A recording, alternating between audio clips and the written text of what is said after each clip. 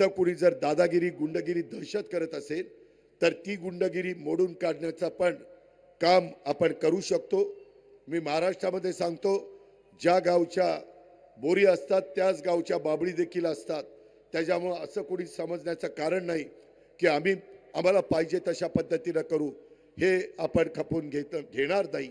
आणि त्याच्यामुळे माझ्या ह्या अमरावतीसारख्या महत्त्वाच्या शहरामध्ये जातीय सलोखा राहिला पाहिजे, एकमेकांच्या मध्ये एक आपलेपणाची भावना निर्माण झाली पाहिजे।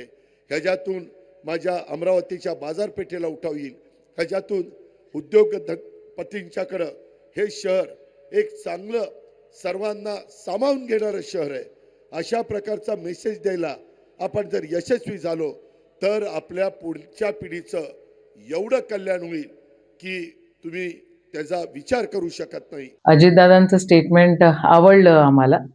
अजितदादा काल अमरावतीमध्ये होते आणि त्यांनी म्हटलं की जातीय तेढ निर्माण करणाऱ्यांचा कणा मोडून काढू। पण आता असं आहे की जर हे खऱ्या अर्थानं त्यांना आपल्याला ते थांबवायचं असेल तर अजितदादा तुम्ही बाहेर पडलं पाहिजे सत्तेतून। एकीकडे तुम्ही त्यांच्यासोबत बसता, त्यांच्यासोबत सत्तेत बसता, सत्तेचा पूर्ण उपयोग घेता आणि नंतर असं दाखवण्याचा प्रयत्न करता की तुम्ही भाजपच्या विरुद्ध आहे। तुम्ही जर खऱ्या अर्थानं त्यांच्या विरोधात असाल तर निघा बाहेर। कशासाठी ह्या गोष्टी करायच्या?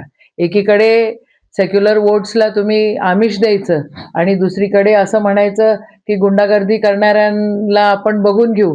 पण दुसरीकडे अमरावतीची वास्तविकता जर बघितली तर गुंडागर्दी करणारे तुमच्याच पक्षाच्या सोबत आहेत दादा, आणि तुम्ही या ठिकाणी येऊन आम्हाला म्हणताय की जातीय तेढ निर्माण करणाऱ्यांना आपण बघून घेऊ। तर मग आपण बघून घेऊ तर या बाहेर, पडा बाहेर। ते तुमचा उपयोग घेत आहेत, ते तुम्हाला बिलकुल वापरून घेत आहेत।